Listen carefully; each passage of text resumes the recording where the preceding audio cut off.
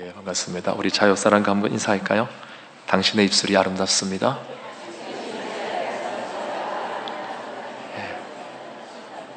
예, 한 번 더 인사할까요? 당신의 말씨가 아름답습니다. 예, 팍팍 찔리시죠? 오늘은 교회 표를 따라 6월 달력에 있는 말씀을 나누고자 합니다. 우리 29절 말씀 우리가 방금 읽었지만 한 번 더 우리 읽어보겠습니다. 6월 달력에 있는 말씀이에요. 시작. 무릇 더러운 말은 너의 입 밖에도 내지 말고 오직 덕을 세우는 데 소용되는 대로 선한 말을 하여 듣는 자들에게 은혜를 끼치게 하라. 아멘. 여러분, 에베소서는 사도 바울이 에베소에 있는 교회 성도들에게 보낸 편지입니다. 이 편지는 크게 두 부분으로 나눠집니다. 먼저 1장에서 3장은 그리스도 안에서 이루어진 하나님의 크신 구원 계획 안에서 교회가 어떻게 하나됨의 정체성을 이루어갈 것인가 하는지를 설명합니다. 쉽게 말하면 하나됨, 그러니까 예수님의 공로로 인해서 하나님과 우리가 화평하게 되었죠. 그리고 이 화평함은 반드시 나와 너 사이 수평적 관계에서의 화평함을 만들어내게 되어 있습니다. 그러니까 수직적인 화평과 수평적인 화평을 통해서 이 교회의 하나됨을 지금 말하고 있는 겁니다. 당시 바울의 마음에 걸리는 게 있었어요. 그게 뭐냐면 유대인 교회와 이방인 교회의 불일치였습니다. 똑같이 예수를 믿는 자들인데 유대인으로서 예수를 믿던 자들과 이방인으로서 예수를 믿는 자들 사이에 간격이 있었단 말입니다. 왜냐하면 유대인들이 이방인들을 향해서 상당히 배타적인 입장을 취하고 있었기 때문이죠. 그래서 바울은 유대인 교회와 이방인 교회라는 구분을 넘어서 하나님의 영원한 계획 속에 그리스도를 중심으로 하는, 그리스도를 머리로 한다라고 성경이 표현하죠. 그리스도를 머리로 하는 우주적 교회가 본래 하나이다. 그러니까 우리가 눈에 지금 보고 있는 이 유대인 교회, 이방인 교회, 이 지형 교회, 이 동강 교회, 이거는 그냥 가시적인 교회일 뿐이고 겉으로 드러난 것뿐이고 본래 우주적인 교회가 있다라고 보는 겁니다. 그건 하나라는 거예요. 하나. 예수님의 십자가 공로로 인해 하나님과 원수되었던 내가 하나님과 화평을 이루게 되었다면 이 화평은 단순히 이상적인 개념이 아니라 실제 나와 너의 삶 속에서도 우리 공동체 속에서도 하나됨과 화평함으로 드러나야 되는 것이다 라고 사도 바울이 말을 하는 거죠. 자, 이게 이제 1장에서 3장까지의 내용입니다. 자, 그리고 이제 4장에서 6장으로 넘어오면 이 교회의 하나됨에 대한 보다 구체적인 실제적인 행동 지침을 바울이 권면하는 겁니다. 특별히 우리가 오늘 읽은 이 4장에서 바울은 옛사람과 새사람이라는 표현을 통해서 그동안 자기 자신만을 위해 살던 옛사람을 벗어버리고 이제는 그리스도 예수 안에서 하나됨을 위해, 그리스도 안에서의 하나됨을 위해 새사람을 입을 것을 강조하고 있는 것입니다. 그렇다면 이제 새사람을 입는다는 것이 뭔가, 이제 이 이야기는 우리가 뒤에서 이제 살펴보도록 하고, 그 전에 먼저 우리가 짚고 넘어가야 될 것이 있습니다. 그럼 도대체 옛사람은 뭔가, 바울이 말하는 옛사람의 모습이 뭔가 하는 것을 좀 살펴볼 필요가 있는데, 우리 17절에서 19절을 볼까요? 자, 여기 보면 이제 옛사람을 특징 짓는 몇 가지 주목할 만한 표현들이 나옵니다. 17절에 보시면 그 마음에 허망한 것으로 행한다 이렇게 되어 있죠. 그 마음에 허망한 것. 또 18절을 보시면 총명이 어두워지고 무지하다. 그리고 마음에 굳어짐 이렇게 표현합니다. 또 19절에 보시면 감각 없음, 방탕, 방임, 더러운 것을 행함. 이 더러운 것에는 음란함이 포함되는 것입니다. 이런 것을 행한다는 것으로 이런 이제 표현들로 옛사람의 모습을 지금 사도 바울이 특징 짓고 있는 것입니다. 결국 이것은 하나님과 화해를 이루지 못한 자들이 갖고 있는, 좀 과격하게 말하면 하나님과 원수된 자들이 갖고 있는 삶의 모습이라는 거예요. 이 17절에서 19절까지 나온 특징들이요. 그런데 이 표현들을요, 우리가 그냥 읽고 지나갈 것이 아니라 이제 하나하나 읽으면서 제가 가만히 이제 묵상을 해보면 자연스럽게 뭔가가 떠오르게 됩니다. 성경을 많이 읽어보신 분들은 지금 17절에서 19절까지 나오는 이 허망하다는 말, 또 무지하다는 말, 감각이 없고 방탕, 방임, 또 더러운 것을 행한다, 이런 표현들을 이제 가만히 묵상하다 보면 뭐가 하나 떠올라야 되는 거예요. 이 구약의 무엇과 유사합니다. 이게 혹시 그게 뭔지 아시겠습니까? 우상 숭배와 연관되는 표현들인 거예요. 여러분, 구약에서는요, 우상들을 가리켜서 헛된 우상이다 그럽니다. 허망한 것이에요. 헛된 우상, 가짜라는 거죠. 또 그것들은 나무로 만들어졌고 또 그런 돌로 만들어진 것이기 때문에 감각이 없는 겁니다.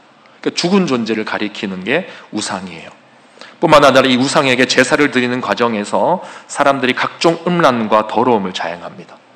이러한 모든 것들을 하나님이 보시고 가증스럽게 여겼다라고 말을 합니다. 미워하셨다는 거예요. 그래서 결국 옛사람의 특징이 뭐냐라고 했을 때 그것은 우상을 숭배하는 삶과 직결이 됩니다. 구약에서는 그렇습니다. 그런데 여러분, 이 우상을 숭배하는 것이 근본적으로 누구를 섬기는 것이라고 했죠? 우상 숭배의 본질이 뭡니까? 일부 예배 때는 바로 나왔는데 다들 아실 겁니다. 우상 숭배의 본질은 자기 자신을 섬기는 거예요. 우상에게 돌을 뭐를 갖다가 주고 뭐 바치고 또 비나이다 하는 그 모든 것이 궁극적으로는 내가 원하는 것이, 내가 얻고 싶은 것이 있는 거죠.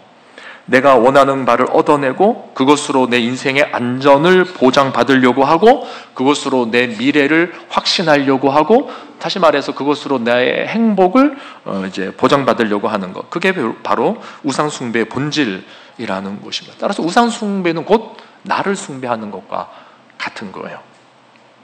근데 어떤 사람들은 이렇게 반문합니다. 목사님, 내가 나를 섬기는 거 그거 뭐 잘못됐습니까? 내가 나를 섬기는 거, 내가 나를 위해서 살아야죠. 세상에 믿을 사람이 나밖에 더 있습니까? 여러분, 어떻게 생각하세요? 내가 행복해야지 모두가 행복해지는 것 아닙니까? 내가 세상에서 가장 소중한데 내가 나를 섬기는데 그게 뭐가 문제가 됩니까? 정말 그럴까요? 여러분, 성경에서 내가 나를 섬긴다는 것을 이제 성경적으로 한번 표현을 해보면 이렇게 표현할 수 있는 거예요. 내가 나를 섬긴다. 이것은 죄인이 죄인을 섬기는 겁니다. 죄인이 죄인을 섬기는 거예요. 성경에서는 하나님을 떠난 자들이 다 죄의 종로로 타는 자들이라고 명시합니다. 즉 마귀의 종로로 타는 자들인 거죠. 여러분, 마귀가 노골적으로 마귀 자신을 섬기라고 하지 않겠죠.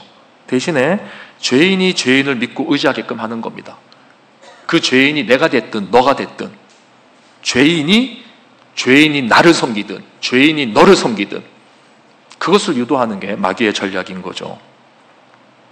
그러면 안전할 것이다라고 생각합니다. 뭔가 콩고물이 떨어질 수 있을 거라고 생각을 하는 거예요. 그러나 결국 그 모든 것이 궁극적으로 지향하는 바는 마귀를 섬기는 행위가 된다는 거예요. 예나 지금이나 사단은 한결같이 우리 스스로를 믿고 자신하게끔 합니다. 그래서 뱀이 하와를 유혹할 때, 아담을 유혹할 때, 네가 이거 먹으면 네 눈이 밝아져서 누구와 같이 된다고요? 하나님과 같이. 그러니까 하나님과 같이 되면 하나님 의지할 필요 있습니까? 없습니까? 없잖아요. 그러니까 스스로를 의지하게 만드는 거죠. 스스로를 섬기게 만드는 거죠. 그래서 세상에서 항상 주는 메시지가 뭐냐면 너가 세상에서 제일 소중하다라는 거예요. 나 자신이. 근데 여러분, 그거 아십니까? 하나님을 떠나서 내가 나를 믿고 소중하게 여기는 나 자신을 의지하는 자들의 가장 큰 특징이 하나가 있어요. 그게 뭐냐면 불안과 고독입니다. 겉으로는 굉장히 당당할 수 있습니다. 자신이 옳은 길을 가고 있다고 말하면서 스스로와 주변 사람들에게 그런 확신을 주려고 할 때가 되게 많아요. 내가 이렇게 했는데 되더라. 날 따라와 봐라. 그래서 그런 모습을 누가 보고 정말 그렇구나 인정해주고 또 칭찬하고 또 때로 격려하고 그러면 이제 그것을 연료로 삼아가지고 스스로에 대한 확신의 불을 막 더 떼는 겁니다. 그래, 나는 할 수 있어. 나는 돼. 나는 잘 될 거야. 근데 왜냐? 그 이면에 보면 결국 불안하기 때문인 거예요. 누군가가 조금이라도 자신의 그런 모습을 칭찬하면 거봐, 이게 맞는 거였잖아. 내 결정이 맞았어. 그런 식으로 스스로를 위로하면서 점점 자신의 내면을 더 강화시켜 나가는 거죠. 근데 그게 다 불안 때문이라는 겁니다. 자신이 가는 길이 맞는지, 이 길이 옳은지, 이 길의 끝에 뭐가 있는지 너무너무 불안한 거예요. 그래서 스스로에게 더 큰 확신을 주고자 내가 가지고 있는, 내가 만들어낸 성과를 더 극대화시키고 더 자랑하고 또 거기에서 비롯된 사람들의 인정과 칭찬에 목숨을 거는 겁니다. 그래서 여러분 이런 걸 염두에 두시면서 오늘 본문 19절을 다시 보십시오. 19절에 보면 마지막에 이렇게 표현합니다. 욕심으로 행하되 라는 말이 있어요. 욕심으로 행하되. 한번 읽어볼까요? 시작. 그들이 감각 없는 자가 되어 자신을 방탕에 방임하여 모든 더러운 것을 욕심으로 행하되. 여러분 여기서 이 행하되라는 단어가 언어로 보면은요, 일반적으로 영어로 do, 그러니까 행하다 이런 뜻이 아닙니다. 이것은 힘을 써서 행하는 어떤 노력하고 수고하는 작업, 그 작업을 의미할 때 사용하는 단어예요. 다시 말해서 자기가 자신을 섬기는 그 일에 온 힘을 기울이며 노력하며 산다는 것입니다. 그러니까 욕심으로 행할 때 여기에 온갖 힘을 들여서 노력하고 산다는 거예요. 여러분 이것이 하나님을 떠난 자들의 일반적인 모습이라는 거죠. 하나님은 없습니다. 대신에 자기가 자신을 섬기기 위해서만 열심히 그냥 살아가는 거예요. 그렇게 그 열심으로, 그 열정으로, 그 노력으로, 남들보다 더한 그 수고와 헌신으로 인생의 불안과 염려를 떨쳐내려고 하는 것입니다. 궁극적으로는 다 나를 위한 거죠. 나를 섬기기 위해서. 근데 여러분 제가 방금 말씀드린 이 행하되라는 단어가요, 이 참 재밌는 단어입니다. 신약에서 보면 오늘 본문을 제외하고 총 몇 번이 나오냐? 6번이 나옵니다. 근데 그 중에 4번이 사도행전에 나와요. 근데 사도행전에서 나오는 이 단어가 문맥상 어떤 문맥에서 사용되냐면 동일하게 우상과 관련된 돈벌이와 연관이 되어 있어요. 예를 들어서 사도행전 16장 19절에 보시면요, 같이 읽어보겠습니다. 시작. 요정의 주인들은 자기 수익의 소망이 끊어진 것을 보고 바울과 실라를 붙잡아 장터로 관리들에게 끌어갔다가, 자, 여기에서 자기 수익의 소망이 끊어졌다. 이 수익의 소망이 뭐냐면 점치는, 그 요정으로 하여금 점치게 해서 수익을 얻는 거거든요. 근데 이 수익이라는 단어가 오늘 앞에서 우리가 살펴본 19절에 나오는 행하되라는 단어와 같은 단어입니다. 그러니까 힘을 써서 노력해서 행하는 그 작업의 결과가 뭐냐면 점치는 거예요. 점쳐서 수익을 얻어내는 거예요. 거기에 지금 이 단어가 사용되고 있어요. 또 19장 24절에 보면 같이 읽어보겠습니다. 시작. 즉 데메디오리아 하는 어떤 은장색이 은으로 아데미의 신상 모형을 만들어 직공들에게 적지 않은 벌이를 하게 하더니, 이거 우상 만드는 거죠. 우상 만드는 작업을 표현하고 있는 건데, 여기에서 이제 벌이라는 단어 있지 않습니까? 우상을 제작해서 버는 벌이, 이 단어가 같은 단어예요. 그러니까 우상을 만드는 일에, 우상을 만들어서 자기 자신을 보존하려고 하고, 근데 우상 숭배의 본질이 뭐라 그랬어요? 나 자신을 섬기는 거라고 했잖아요. 이런 것을 행하는 일에 목숨을 걸고 노력을 가한다는 겁니다. 여기에 힘을 쓴다는 거예요. 그러니까 여러분 지금 사도 바울이 이 행하되라는 단어를 통해서 말하고자 하는 바가 뭐냐면, 하나님을 떠난 자들은 다 우상 숭배를 위한, 즉 자기 자신을 섬기기 위해서 온 힘을 쏟고 살아간다는 것을 고발하고 있는 겁니다. 이런 맥락에서 보면 여러분, 우리가 인생을 살아갈 때 우리에게 사실은 다른 선택지는 없어요. 둘 중에 하나이죠. 하나님을 위해 살든지 우상을 위해 살든지, 하나님을 위해 살든지 나 자신만을 위해 살든지, 어쨌거나 우리는 힘을 쓰면서 살게 되어져 있는데 그 힘이 하나님을 위해서 쓰게 되는 힘일지 아니면 우상을 향해 쓰게 될 힘이 될지, 말도 잘 안 나오네요. 둘 중에 하나를 선택하라는 거예요. 그래서 24절에서 바울이 이렇게 말을 하는 거죠. 24절 다 함께 읽어봅니다. 시작. 하나님을 따라, 여기 보면 하나님을 따라 이렇게 돼 있습니다. 하나님을 따라가야 된다는 거죠. 근데 하나님을 따르지 않으면 우리가 새 사람이 될 수 없다라는 것을 말을 하는데, 뒤집어 말하면 필연적으로 우상을 섬기는 삶을 살 수밖에 없다라고 말을 하는 것인데, 여기에서 이 따라라고 하는 전치사가요, 본래 의미는 헬라어에서 보면 밑에, 아래에, 그런 의미가 강한 전치사예요. 그래서 우리 번역상은 하나님을 따라라고 했지만 원래라면 하나님 밑에, 하나님 아래에 거해야 된다, 그런 뉘앙스를 갖고 있는 거죠. 무슨 말입니까? 하나님 섬겨야 된다는 거예요. 하나님 밑에서, 하나님 아래에서 그분을 섬기지 않으면 우리는 우상과 자기 자신과 마귀를 섬기는 인생을 살아갈 수밖에 없다는 거죠. 그래서 이제 바울이 우리가 하나님 아래 거한다면, 하나님을 따라간다면, 하나님을 섬기고 그분을 따라간다면 이제 실제적인 권면을 하려고 하는 겁니다. 그렇다면 이 교회 안에서 우리는 어떻게 행동해야 되는가 하는 그 내용을 이제 4장부터 6장까지 쫙 열거를 하고 있는 겁니다. 특별히 오늘 본문에서는 이제 네 쌍의 윤리를 우리에게 제시해주고 있습니다. 자, 25절을 보실까요? 25절에 보면 거짓 대신 참된 것을 말하라 이렇게 되어져 있습니다. 그리고 26절, 27절에 보면 분노 대신 화해, 그리고 28절에 보면 도둑질 대신 구제, 그리고 마지막으로 29절에 보면 더러운 말 대신 선한 말을 하라 이렇게 권면하고 있습니다. 각 부분을 한번 살펴보도록 하겠습니다. 자, 여기 보시면 제가 지금 네 가지를 말씀드렸는데 세 번째를 제외하고는 다 말과 관련된 내용이에요. 말. 자, 우리 교회 올해 한 해 표가 뭐라고요? 예쁜 말, 예쁜 교회. 예. 그리고 이 세 번째도 굳이 따지고 들어가서 보면은 실체적인 부분에서 또 말과 연관이 되어집니다. 자, 한번 살펴보도록 하겠습니다. 먼저 25절 다 함께 읽어보겠습니다. 시작. 그런즉 거짓을 버리고 각각 그 이웃과 더불어 참된 것을 말하라. 이는 우리가 서로 지체됨이니라. 자, 여기서 이제 인상적인 것은 우리가 서로 지체가 되었다는 것을 이유로 제시하고 있다는 거죠. 무엇에 대한 이유입니까? 거짓 대신 참을 말해야 되는 이유가 우리가 지체되었기 때문이라는 거예요. 도덕 윤리적인 이유를 드는 것이 아닙니다.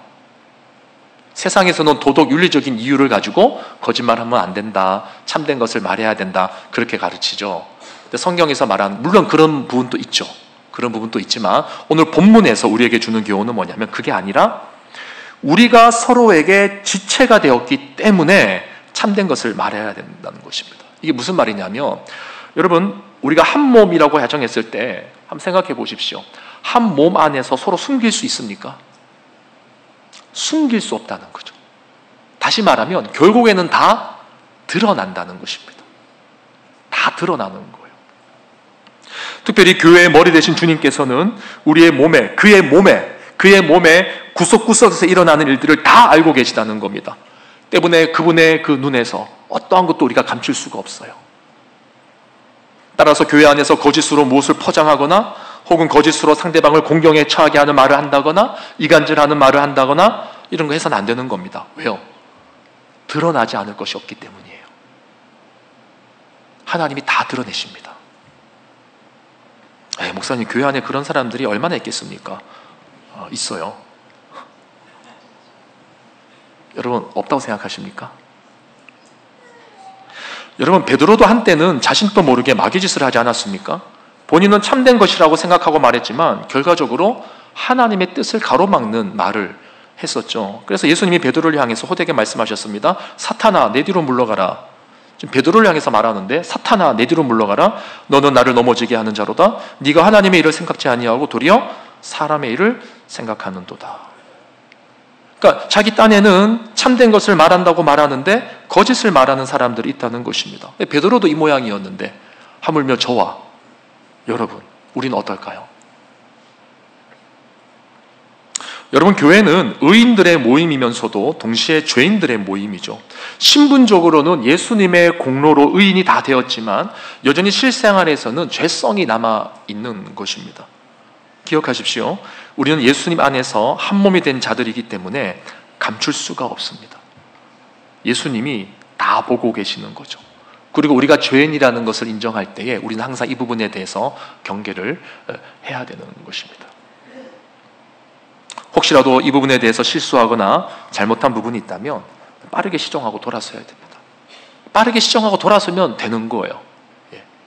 실수가 없는 사람이 없기 때문에. 자, 두 번째로 오늘 본문이 우리에게 주는 교훈은 분노를 조절하라 이렇게 말하고 있습니다. 26절에 보시면 분을 내어도 죄를 짓지 말며 해가 지도록 분을 품지 말고 마귀에게 틈을 주지 말라. 그러니까 이것이 마귀가 역사하는 틈이 될 수 있다는 거죠. 여러분, 우리가 살면서 분노하지 않을 수 없을 겁니다. 의분이라는 것도 있어요. 죄에 대한 혐오와 분이 날 수도 있습니다. 그러나 그것이 마귀에게 틈을 주는 도구로 연결되지 못하도록 조심하라는 거예요. 의분이든 혈기로 인한 분노이든 그것을 잘 조절하지 못하면 결국 마귀가 틈을 타게 되는 것입니다. 그런데 이것이 잘 조절이 되었는가 하는 것을 이제 보여주는 게 있죠. 그게 뭐냐? 바로 우리의 말이라는 거예요. 우리 말을 통해서 이게 조절이 되고 있는가 안 되는가 하는 것을 우리가 알 수가 있는 것입니다. 우리의 정제된 언어와 절제된 표현이 우리의 분을 조절할 수가 있는 거죠. 만약 그렇지 못하고 이제 한번 쏟아내기 시작하면, 이제 말이라는 게 그렇습니다. 일단 한번 쏟아내면 그냥 걷잡을 수 없이 막 그 뒤가 따라오죠. 막 따라오지 말라 그러는데 막 따라옵니다. 막 기차가 따라오듯이. 예, 우리가 그래요. 한번 이 쏟아내기 시작하면 마치 블랙홀에 끌려 들어가는 것처럼 내가 의도하지 않은 말들이 마구마구 쏟아져서 내가 막 그 블랙홀 안으로 막 빠져 들어가는 것 같습니다. 예. 나중에 끝나고 나서 내가 왜 그랬지 할 때가 많죠. 그래서 여러분, 분을 내어도 죄를 짓지 말며라는 말은 실제적으로 우리가 입술을 범죄하지 않는 것과 굉장히 직결되어 있는 사안이라는 것을 이해하셔야 됩니다. 어떻게 분을 내는데 입술과 아무런 관련이 없을 수가 있습니까? 바로 연결이 되는 거죠. 자, 이 부분을 지금 사도 바울이 말하고 있고요. 그리고 세 번째는 이제 도둑질 대신 구제를 말하는데 28절을 보십시오. 28절에 보면 도둑질하는 자는 다시 도둑질하지 말고 돌이켜 가난한 자에게 구제할 수 있도록 자기 손으로 수고하여 선한 일을 하라, 이렇게 말합니다. 여러분, 도둑질이 뭡니까? 다른 사람의 것을 몰래 가져오는 것, 그걸 도둑질이라고 그러죠. 바꾸어 말하면 다른 이의 수고, 다른 이의 노력을 내가 가로채는 거죠. 네. 성경은 우리가 땀 흘려 노동하지 않는 것을 금기시합니다. 데살로니가 후서 3장에 보면 일하기 싫어하거든 먹지도 말라, 그렇게 말씀하세요. 그러니까 건강하게 땀을 흘리면서 노동하는 것이 바른 자세라는 것입니다. 그리고 여기에서 한 발자국 더 나갑니다. 그냥 열심히 일해라, 이건 성경의 가르침이 아니에요. 열심히 일하는 것과 더불어서 한 걸음 더 나아가서 오늘 본문이 하는 말이 뭡니까? 선한 일을 하라, 이렇게 말합니다. 그러니까 노동의 구체적인 이유가 뭐냐? 바로 선한 일을 하기 위함이라는 것입니다. 이 선한 일이라는 말 속에는 구제가 포함이 되는 거고 또 섬기는 게 포함이 되는 거죠. 사실상 많은 분들이 이 부분을 잘 의식하지 못하고 살아가는 것 같습니다. 예수님께서 하시는 말씀이 뭐냐면 무엇을 먹을까, 무엇을 입을까, 무엇을 마실까 염려하지 말라라고 하셨죠. 대신에 먼저 그 나라와 그 의를 구하라고 했습니다. 그러니까 그 나라와 그 의를 구할 때, 하나님의 뜻을 구할 때 당연히 거기에 선한 일이 포함이 된다 안 된다? 포함이 될 수밖에 없죠. 그렇죠. 그러니까 그 나라와 그 의를 구하는 기도를 할 때 하나님이 그 나라와 그 의를 구하라고 했으니까 기도하라는 말입니다. 그러니까 그 나라와 그 의를 구하는 기도를 할 때 그 기도 속에 내가 누군가를 돕고 누군가를 살리고자 하는 그런 기도가 포함이 된다는 거죠. 그러니까 기도라는 차원에서 볼 때 이것도 우리의 입술과 연결이 되는 겁니다. 우리 입술의 고백과 다 연결이 되는 거예요. 마지막 네 번째로 더러운 말 대신 선한 말을 할 것을 권면합니다. 29절. 자, 우리 6월 달력에 있는 말씀 다 함께 읽어봅시다. 시작. 무릇 더러운 말은 너의 입 밖에도 내지 말고 오직 덕을 세우는데 소용되는 대로 선한 말을 하여 듣는 자들에게 은혜를 끼치게 하라. 아멘. 너무너무 좋은 말씀이죠. 예. 근데 이 말씀을 읽으면서 내 자신이 돌아봐지는 게 아니라 역시 저 사람에게 이 말씀이 오늘 드디어 임하는구나. 내가 기다렸더니 드디어 하나님께서 목사님을 통해서 저 사람에게 이 말을 전달하시는구나 라고 하시는 분이 한 분도 안 계시길 주님의 이름으로 축원합니다. 여러분, 여기서 중요한 것은 덕을 세우는데 소용이 되는 선한 말이라는 거죠. 그러니까 앞에서는 거짓을 말하지 말고 참된 것을 말하라고 했습니다. 이건 당연한 거죠. 근데 여기서 또 한 걸음 더 나가는 거죠. 한 걸음 더 나가서 덕을 세우는데 소용이 되는 선한 말을 하라, 그렇게 말합니다. 그러니까 이 말을 한번 묵상해 보십시오. 한번 뒤집어서 생각해 보십시오. 이렇게도 말할 수 있겠죠. 아무리 맞는 말이라 할지라도 덕이 되지 않으면 굳이 할 필요가 없다.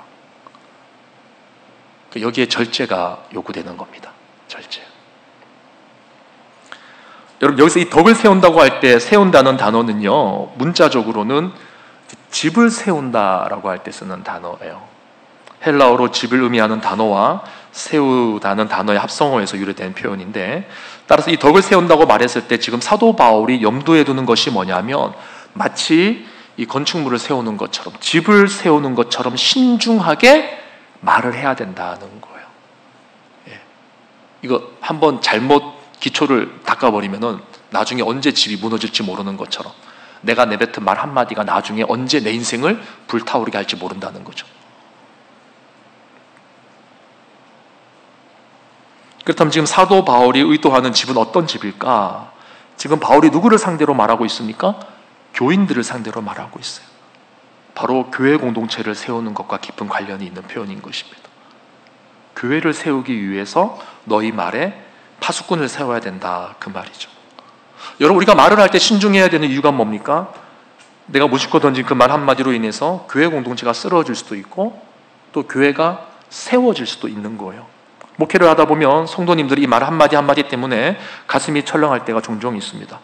전체적인 맥락을 다 들어보고 또 이야기를 깊이 나눠보면 이제 그분이 그런 뜻으로 한 말이었구나, 이제 내가 오해했던 그런 말이 아니었구나, 이게 서로 이해가 되는데, 근데 문제가 뭡니까? 우리가 누군가가 내뱉은 그 말을 가지고, 그 한마디 한 문장을 가지고 야, 앉아봐라, 한번 얘기해보자. 그 사람의 그 진의와 그 원래 그 의도와 또 그 사람의 그 심경의 상태와 이런 거 우리가 다 헤아릴 수 있습니까? 어렵잖아요. 그럴 시간이 우리에게는 없어요. 그래서 일단 내뱉어줬고 누군가는 들었고 오해하고 곡해하고 화가 나고 시끄러워지는 거죠. 여러분, 내가 하는 말이 교회를 세울 수도 있고 무너뜨릴 수도 있다는 사실을 반드시 기억하시길 바랍니다. 가장 속상한 사람이 뭐냐면 그냥 말하고 아니면 말지, 이런 사람들이 있어요. 그리고 또 어떤 분들 중에 이런 분들이 있어요. 내 입으로 말도 못합니까? 이런 분들이 있어요. 여러분, 교회예요, 교회. 내 입은 내 입이 아니라 주님의 입입니다. 그렇게 보면 우리 한 사람 한 사람은 마치 시한폭탄 같은 자들인 거예요. 정말 한 사람 한 사람이 시한폭탄 같은 자들인 거예요. 이 교회 안의 성도님들이. 어디에서 뻥뻥 터질지 모르는.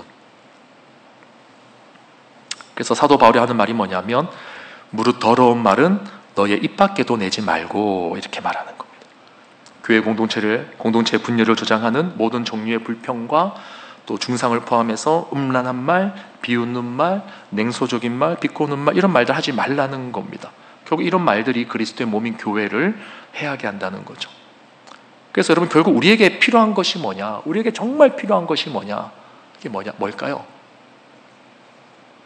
말의 지혜? 절제? 사랑입니다. 사랑. 갑자기 웬 사랑이냐?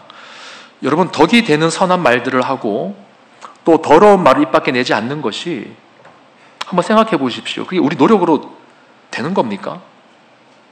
한계가 있잖아요. 우리 안에 죄성이 이것을 가만히 놔두지 않습니다. 결국 우리가 노력으로 이러한 것들을 행하는 것이 아니라 우리 안에서 뭔가 강력한 힘이 들어와서 그쪽으로 우리를 몰아가야 되는 거예요. 그렇지 않고는 이 입술에 절제가 생기지 않는 겁니다. 이 힘이 뭐냐? 이 강력한 힘이 뭐냐? 사랑인 거죠, 사랑. 우리 32절 말씀 보겠습니다. 32절 말씀 다 함께 읽겠습니다. 31절, 32절 다 읽을게요. 31절, 32절 시작. 너희는 모든 악독과 노함과 분냄과 떠드는 것과 비방하는 것을 모든 악의와 함께 버리고 서로 친절하게 하며 불쌍히 여기며 서로 용서하기를 하나님이 그리스도 안에서 너희를 용서하심 같이 하라. 그러니까 앞에서 악독, 노함, 분냄, 떠드는 것, 비방하는 것 다 말과 관련된 것들이죠. 이런 것들을 버리고, 근데 버린다고 되는 게 아니라는 거죠. 노력으로 안 된다는 거예요. 그럼 어떻게 해야 되는가? 서로 친절하게 하며 불쌍히 여기며 서로 용서하기를 하나님이 그리스도 안에서 너희를 용서하심 같이 하라는 겁니다. 자, 여기에 사랑이라는 단어가 있습니까? 없습니까? 없죠. 또 5장 1절을 보세요. 5장 1절. 자막 없습니다. 5장 1절에 보면 이렇게 돼 있어요. 그러므로 시작. 그러므로 사랑을 받는 자녀 같이 너희는 하나님을 본받는 자가 되고. 2절도 읽어보겠습니다. 시작. 그리스도께서 너희를 사랑하신 것 같이 너희도 사랑 가운데서 행하라. 그는 우리를 위하여 자신을 버리사 향기로운 제물과 희생 제물로 하나님께 드리셨느니라. 그러니까 결국 32절에서 말하는 친절하게 여기고 불쌍히 여기고 용서하는 것이 뭘 전제로 하는 것이냐? 하나님으로부터 받는 사랑을 말하는 거예요. 그 사랑의 강력한 힘이 우리 안에 들어왔을 때 이 힘에 의해서 악독과 노함과 분냄과 떠드는 것과 비방하는 것과 더러운 것들이 우리 입에서 나올 때 이게 절제가 되는 거고, 좀 더 이렇게 여러분들이 좀 이렇게 바라는 그런 소망으로 제가 소망을 품고 말씀을 드린다면 그런 것들이 아예 사라진다는 거예요. 아마 여러분들이 첫사랑을 경험했을 때 이상하리만큼 이런 소리들이 내 입에서 사라지는 경험을 아마 해보시는 분들이 종종 있으실 겁니다. 저 역시도 그런 적이 있어요. 이제 하나님을 특별히 경험했을 때 어느 아침 자고 일어났는데 제 말이 완전히 바뀌더라고요. 첫째는 하나님이 의식되기 때문이었습니다. 두 번째는 뭐냐면 하나님의 사랑이 너무 크게 내 안에 와닿으니까 제 마음이 굉장히 여유로워지는 거예요. 그러니까 넉넉해진다 그러죠. 제가 이제 학창시절에 가장 많이 싸웠던 대상이 누군지 아십니까? 어린 시절 저희 누님이었습니다. 무릎 꿇고 싸웠어요.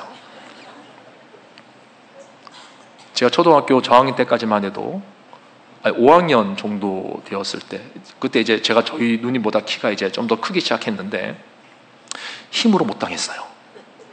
누님이 방바닥에 저를 눕혀놓고 제 위에 올라타서 양손으로 제 팔목을 잡고, 그럼 저는 누워서 부들부들 떠는 겁니다. 놓아라! 놓아라! 근데 누님은 절대 안 놓아요. 왜? 이거 놓는 순간 큰일 나니까.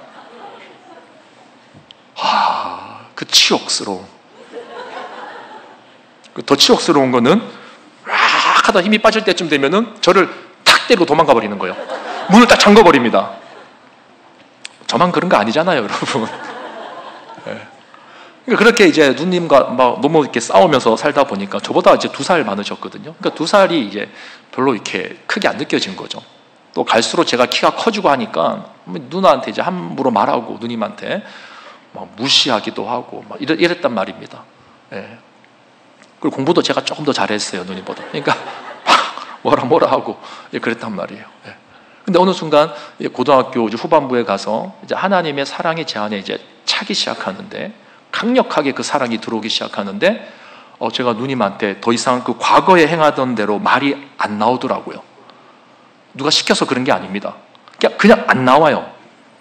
그러니까 죄를 지을 힘을 잃어버렸다고 해야 될까요? 죄의 욕구가 내 안에서 힘을 잃었다는 표현이 맞을 것 같아요. 그냥 안 나와요. 누님이 이제 뭐 집안일 하고 있으면은 내가 할게. 내가 설거지 다 하고. 방 청소하면 하지 마라. 내가 할게. 그러고 내가 다 하고. 우리 누님은 영문도 모른 채. 진짜 말 그대로 예수는 내가 믿고 복은 누가 받은 거예요. 다른 사람이 받은 거죠. 여러분, 이게 우스갯소리 같지만 실제로 그렇습니다. 우리 안에 하나님의 사랑이 폭포수와 같이 부어졌을 때, 주님이 나를 용서하셨구나. 내가 죄인인데 나를 위해서 죄값을 치르시고 십자가에서 죽으시고 부활하셔서 나에게 영원한 생명과 천국을 보장해 주셨구나라고 하는 이 굳건하고 확실한 믿음이 이론적이 아니라 실제적으로 내 마음에 차오를 때 우리 안에 반드시 나타나는 결과는 뭐냐면 넉넉함이 들어옵니다. 마음이 넉넉해지는 거예요. 전에 볼 때는 너무 마음에 안 드는 모습이었고 또 그런 말이었는데 그냥 진짜 소화가 되는 거예요. 너무 흔한 비유지만 진짜 바다처럼 되는 거죠. 바다처럼 되니까 뭐가 들어오든지 간에 그냥 다 그냥 받아들이게 되는 거죠. 흡수하게 되는 거죠. 여러분, 그래서 우리에게 필요한 것이 뭐냐면 바로 이 사랑입니다. 사랑. 공동체 안에서 연약한 자들, 실수하는 자들, 이런 자들을 우리가 정죄하거나 판단하지 말고 인내하고 좀 기다려주고 품어주고 세워주고 보다듬어주고 이끌어주는 이 사랑이 우리 안에 있어야 되는 거예요. 그래서 오늘 본문 31절, 42절 다시 한번 보면은요, 30절부터 한번 볼까요? 30절부터 보면 하나님의 성령을 근심하게 하지 말라. 그 안에서 너희가 구원의 날까지 인치심을 받았느니라. 이렇게 말하거든요. 그러니까 앞에서 있는 그런 행위들을 하지 않으면은 그게 성령을 근심하게 하는 행동이라는 거죠. 자, 여기 성령 하나님 나왔습니다. 그리고 32절에 보면 서로 친절하게 하며 불쌍히 여기며 서로 용서하기를 하나님이, 자, 하나님 나왔습니다. 성부 하나님. 자, 그리고 어디서 누구 안에서 하라고요? 그리스도 안에서 너희를 용서하신 같이 하라. 자, 성자 예수님 나왔습니다. 그러니까 지금 사도 바울이 말하는 이 신학적인 토대, 우리 가운데 이 말을 절제해야 되고 조심해야 되고 또 우리가 이렇게 사랑해야 되는 이 신학적인 토대가 어디에 있냐 그러면 성삼위 하나님이라는 거죠. 성삼위 하나님의 사랑해 주심, 성삼위 하나님이 나를 사랑해 주심, 그것이 우리의 신학적인 토대가 된다는 겁니다. 여러분, 세상 윤리를 봐도 오늘 했던 말이 뭐 다른 말, 틀린 말들은 별로 없죠. 거짓말하지 마라, 분내지 마라, 서로 용서하라, 또 참 것을 말해라, 더러운 말 하지 마라, 또 열심히 일하고 살아라. 그 세상에서 다 하는 말 아닙니까? 근데 그런 세상 윤리적인 기준에서 나오는 접근법과 오늘 본문에서 바울이 하는 접근법은 질적으로 달라요. 어떻게 다르냐? 바울은 철저히 삼위 하나님을 의식하는 겁니다. 삼위 하나님을 의식하고 그분의 사랑을 의식했을 때 우리가 이런 삶을 살아야 된다라고 지금 말씀하고 있는 거죠. 여러분, 우리 한 해 표 한번 다시 읽어볼까요? 예쁜 말 예쁜 교회, 시작. 저는 정말 여러분들을 뭐 이게 감히 칭찬한다는 표현은 좀 그렇지만 정말 여러분들에게 박수 쳐드리고 싶어요. 무슨 말이냐면 이거 제가 혼자 지극히 개인적으로 느끼는 겁니다. 물론 이제 개중에 여전히 이 말을 가지고 또 이렇게 좀 이렇게 안타까운 모습을 보이는 분들도 종종 계시지만, 그러나 지금 1월 달부터 이 6월 달에 들어서는 거의 이제 반년이 다 됐잖아요. 근데 정말 성도님들이 이 말 때문에 내가 정말 조심해야겠다, 정말 이 말이 정말 내 안에 문제구나 하면서 이 씨름하고 또 조심하고 서로 이것으로 격려하는 이런 모습들이 우리 안에 있다는 걸 제가 알고 있어요. 사실은 제가 정말 눈물 나게 감사하고 또 박수를 쳐드리고 싶습니다. 여러분, 이제 반 지났어요. 반. 이제 반년 남았습니다. 남아있는 반년, 우리 힘으로는 안 되는 거예요. 내 힘으로 말을 절제해야지, 말을 예쁘게 해야지, 이거 안 되는 겁니다. 안 되는 거예요. 무엇으로 된다고요? 하나님의 사랑으로. 성삼위 하나님을 내가 반드시 의식하고 그 하나님이 나를 얼마나 사랑하시는지 그 신학적인 토대가 우리 안에 생겨날 때 그 위에서 우리는 예쁜 말 할 수 있는 거예요. 덕을 끼치는 말을 할 수 있는 겁니다. 여러분, 그럴 때 우리 교회가 든든하게 세워지는 거예요. 바라긴 오늘 이 말씀 우리 가슴에 새기시면서 하나님, 정말 내 입술이 우리 교회를 든든히 세우는 입술 되길 원합니다. 이 진실한 고백을 가지고 하나님 앞에 기도하는, 또 찬양하고 기도하는 그런 시간 되길 바랍니다. 다 함께 자리에서 일어나